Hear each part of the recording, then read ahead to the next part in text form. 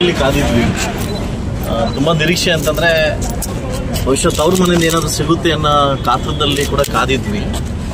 ಮಾನ್ಯ ಸಿದ್ದರಾಮಯ್ಯ ಸಾಹೇಬರು ಮಾತು ಕೊಟ್ಟಿನ ಪ್ರಕಾರವಾಗಿ ಮಾತು ಕೊಟ್ಟಿದ್ರು. ಅವ್ರು ನಿಮಗೆ ಮೆಡಿಕಲ್ ಕಾಲೇಜ್ ಕೊಡ್ತೀವಿ ಅಂತ ಮಾತು ಕೊಟ್ಟಿದ್ರು.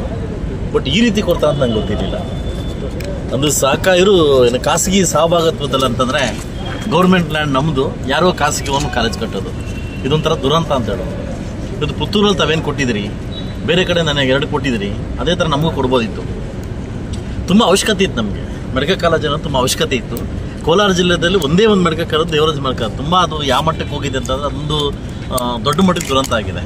ಬಹುಶಃ ನಮಗೆ ಗೌರ್ಮೆಂಟ್ ಒಂದು ಮೆಡಿಕಲ್ ಕಾಲೇಜ್ ಅವಶ್ಯಕತೆ ಇತ್ತು. ನನಗೆ ತುಂಬ ಈ ವಿಚಾರದಲ್ಲಿ ತಮ್ಮ ಬಗ್ಗೆ ಬೇಸರ ಆಯಿತು. ಏನೇ ನಮ್ಮ ಆದ್ಯತೆ ಇದ್ದರೆ ನಮ್ಮ ಯಾವುದೂ ನಮ್ಮಲ್ಲಿ ನದಿ ಇಲ್ಲ. ನಾವು ಕೇಳಿದ್ದು ಒಂದೇ, ನಿಮ್ಮನ್ನು ಕುಡಲಿಕ್ಕೆ ನೀರು ಕೊಡಿ ಅಂತ ಕೇಳಿದ್ದು. We are tax payers. ನಾನು ಕೂಡ ಕೋಟಿಗಟ್ಟಲೆ ಟ್ಯಾಕ್ಸ್ ಕಟ್ತೀನಿ, ಆಯ್ತಲ್ವಾ? ಇವತ್ತು ನಾವೆಲ್ಲ ಟ್ಯಾಕ್ಸ್ ಕಟ್ತೀವಿ. ಬಟ್ ಯಾಕೆ ನಮ್ಮನ್ನು ಇಷ್ಟೊಂದು ತಿರಸ್ಕಾರವಾಗಿ ನೋಡ್ತಿದ್ದೀನಿ ಅಂತ ಕೂಡ ಅರ್ಥ ಆಗ್ತಾ ಇಲ್ಲ. ಕೋಲಾರ ಜಿಲ್ಲೆಗೆ ತಾವೇನು ಕೊಟ್ಟಿಲ್ಲ, ಶೂನ್ಯ. ಎಲ್ಲೋ ಒಂದು ಕಡೆ ಮಾಲೂರಲ್ಲಿ ಒಂದು ಹಾಸ್ಪಿಟಲ್ ಬಿಟ್ಟರೆ ಇದೊಂದು ಮೆಡಿಕಲ್ ಖಾಸಗಿ ಸಹಭಾಗತ್ವದಲ್ಲಿ ಎಷ್ಟು ಚೆನ್ನಾಗಿದೆ ವರ್ಡ್ ಅಂತಂದರೆ, ಖಾಸಗಿ ಸಹಭಾಗತ್ವದಲ್ಲಿ ಅಂದರೆ ಗೌರ್ಮೆಂಟ್ ಲ್ಯಾಂಡು ಬೇರೆ ಯಾರು ಕಟ್ಟೋದು ಅದಲ್ವಾ? ಇದೊಂಥರ ನನಗೊಂಥರ ಬಹುಶಃ ಗೊತ್ತಿಲ್ಲ ಯಾರು ಇದಾರಂತ, ಇದರಿಂದ ಯಾರಿದಾರಂತ ಗೊತ್ತಿಲ್ಲ. ಸಂತೋಷಕರವಾಗ್ತಕ್ಕಂಥ ಸನ್ನಿಧಿ ಅಂತ ಸನ್ನಿವೇಶ ಅಂತಲ್ಲ.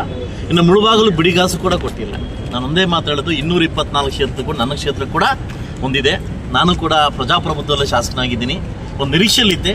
ನಾನು ಕೂಡ ಒಂದು ಗ್ರಾಮೀಣ ಭಾಗದಲ್ಲಿ ಒಂದು ಇದು ಕೇಳಿದ್ದೆ, ನಿಮ್ಮ ಕ್ರೀಡಾಂಗಣ ಕೇಳಿದ್ದೆ, ಕೊಡ್ತೀನಿ ಅಂತ ಕೂಡ ಹೇಳಿದ್ದೆ ನೀವು. ಅದು ನನಗೆ ಒಂಥರ ಬೇಸರ ಆಯಿತು. ಏನೋ ನನ್ನ ಮಗನ ಮದುವೆಗೋಸ್ಕರ ಏನು ಕೇಳಿಲ್ಲ. ಇವತ್ತು ನಮಗೆ ಒಂದು ನಾಚಿಕೆ ಅಂದರೆ ನಮ್ಮಲ್ಲಿ ಎಲ್ಲೂ ಕ್ರೀಡಾಂಗಣ ಇಲ್ಲ. 1 ಎಕರೆ ಬಿಟ್ಟರೆ ಎಲ್ಲೂ ಕ್ರೀಡಾಂಗಣ ಇಲ್ಲ. ಕ್ರೀಡಾಂಗಣ ಕೇಳಿದ್ವಿ, ಹೈಟೆಕ್ ಕ್ರೀಡಾಂಗಣ. ಜಾಗ ಕೂಡ ನಿಮ್ಗೆ ಕೊಟ್ಟಿದ್ವಿ, ಹನುಮನಲ್ಲಿ ಸರ್ವೆ ನಂಬರ್ ಜಾಗ ಕೂಡ ಕೊಟ್ಟಿದ್ವಿ, 24 ಎಕರೆ.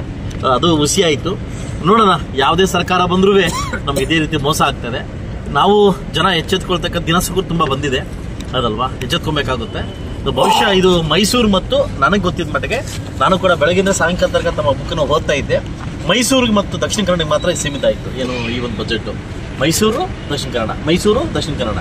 ಇವತ್ತು ಸುಮಾರು ಒಂದು 47 ಪ್ರೋಗ್ರಾಮ್ಗಳನ್ನ ನೀವು ಮೈಸೂರು ಭಾಗ ಕೊಟ್ಟಿದ್ದೀರಿ ಅದಲ್ವಾ? ಅದು ಖಂಡಿತವಾಗ್ಲೂ ಇರಲಿ, ನಿಮ್ಮ ತವರು ಜಿಲ್ಲೆ ಕೊಡ್ಬೋದು ಕೊಟ್ಟಿದ್ವಿ. ಬಟ್ ಎಲ್ಲ ಮಕ್ಕಳನ್ನು ಒಂದೇ ರೀತಿ ನೋಡ್ತೀರ ಅಂತ ಅಂದ್ಕೊಂಡಿದ್ವಿ. ಖಂಡಿತ ಅದು ಎಲ್ಲೋ ಒಂದು ಕಡೆ ಹುಸಿ ಆಯಿತು. ಒಬ್ಬ ಶಾಸಕನಾಗಿ ಏನೂ ಮಾಡೋಕ್ಕಾಗ್ತಾಯಿಲ್ಲ ಅನ್ನೋ ಒಂದು ನೋವಿನ ಮಾತಾಡ್ತಾ ಇದ್ದೀನಿ. ಮುಂದಿನ ದಿವಸ ಅದು ಎಚ್ಚೆತ್ಕೊಂಡು ನನ್ನ ಮುಳುಬಾಗಲ ಬಗ್ಗೆ ಕಣ್ಣಾಯಿಸ್ತೀರ ಅಂತ ನನಗೆ ಒಂದು ಭರವಸೆ ಇದೆ. ಜಿಲ್ಲೆಯಲ್ಲಿ ಏನು ಕಾಲೇಜ್ ಕೊಟ್ಟರು ಅದನ್ನೇ ದೊಡ್ಡ ಮಟ್ಟದಲ್ಲಿ ಒಂದು ಜಯಘೋಷ ನನಗೆ ಒಂಥರ ನಾಚಿಕೆಡಾಯಿತು. ಅದು ನನಗೂ ಗೊತ್ತಾಯ್ತು, ಪಟಾಕಿ ಹಚ್ಚಿದ್ರು ಅಂತ. ಓಕೆ, ಇಲ್ಲ ಅಂತ ಹೇಳ್ತಾ ಇಲ್ಲ, ಅದು ಕೆಳಗಡೆ ಅದನ್ನು ಹೇಳ್ತೀನಿ, ಒಳ್ಳೇದಾಯಿತು. ಬಟ್ ಅದ್ರ ಬಗ್ಗೆ ನೀವು ತಾವು ಅರ್ಥ ಮಾಡ್ಕೋಬೇಕು. ನನಗೂ ನಿಜವಾಗ್ಲೂ ಹೇಳ್ತಾ ಇದ್ದೀನಿ, ನನ್ನ ಮುಳುಬಾಗಲ ಆಂಜನೇಯ ಸ್ವಾಮಿ ಹೇಳ್ತಾ ಇದ್ದೀನಿ. ಬಹುಶಃ ನೀವು ಮೆಡಿಕಲ್ ಕಾಲೇಜ್ ಫುಲ್ ಗೌರ್ಮೆಂಟ್ ಇದು ಕೊಟ್ಬಿಟ್ರಾದ್ರೆ ಶುಭಾಶಯಗಳು, ಮಾನ್ಯ ಮುಖ್ಯಮಂತ್ರಿ ಶುಭಾಶಯಗಳು ನಾನು ಕೊಡ್ತಾ ಇದ್ದೆ ಕಟೌಟ್ ಆಗಿ. ಅದೇನೇ ಆಗಿರಲಿ, ನಾನು ಬೇರೆ ಪಕ್ಷದನಾಗಿರಲಿ, ನಾನು ಕೊಡ್ತಾ ಇದ್ದೆ. ಎಲ್ಲೋ ಒಂದು ಕಡೆ ಅದು ನೋವಾಯ್ತು ನನಗೆ. ಏನಂದರೆ ನೀವು ಅಲ್ಲಿ ಫುಲ್ಲು ಆರ್ಟಿಕಲ್ ಓದಿಲ್ಲ, ಅಧಿವೇಶನ 3ರಲ್ಲಿ ಇಟ್ಟಿದ್ದಾರೆ ಪಾಯಿಂಟ್. ನಾನು ಓದಿದೆ, ಮತ್ತು 3ರಲ್ಲಿ ಪಾಯಿಂಟ್ ತೆಗೆದು ಓದಿದೆ. ಅದರಲ್ಲಿ 3ನೇ ಪಾಯಿಂಟ್ ಓದಿದಾಗ ಸಹಕಾರಿ ಲ್ಯಾಂಡು ನಮ್ಮದು, ಲ್ಯಾಂಡು ಗೌರ್ಮೆಂಟ್ ಲ್ಯಾಂಡು ಯಾರಿಗೋ ಖಾಸಗಿ ಒಂದು ಕೊಟ್ಟು ಗೌರ್ಮೆಂಟ್ ಹಾಸ್ಪಿಟ್ಲ್ ಕಟ್ಟೋದು, ಅಂದರೆ ಕಾಲೇಜ್ ಕಟ್ಟೋದು. ವರ್ಷಕ್ಕೆ ಇಷ್ಟು ಅಂತ ಫ್ರೀ ಸೀಟ್ಸು ಅಲ್ಲಿ ಕೊಡ್ತಾರೆ. ಇದು ಬಹುಶಃ ನಾನು ಕಟ್ತಾ ಇದ್ದೆ. ನಾನೊಬ್ಬ ಉದ್ದಿಮೆಗೆ ನಾನು ಕೂಡ ಒಂದು 300 ಕೋಟಿ ಖರ್ಚು ಮಾಡ್ತೀನಿ. ನಾನು ಕಟ್ತಿದ್ದೆ ಕಾಲೇಜು. ಒಟ್ಟು ಎಲ್ಲ ಒಂದು ಕಡೆ ಹುಸಿ ಆಯಿತು. ಮುಂದಿನ ದಿವಸ ಆದರೂ ಸರ್ಕಾರ ನಮ್ಮ ಮುಳುಬಾಗಲ ಜನತೆ ಬಗ್ಗೆ ಅಭಿವೃದ್ಧಿ ಕಡೆ ಗಮನ ಕೊಡ್ತೀನಿ ಅಂತ ಒಂದು ಭರವಸೆ ಮೇಲೆ ಬರ್ತಾಯಿದೆ.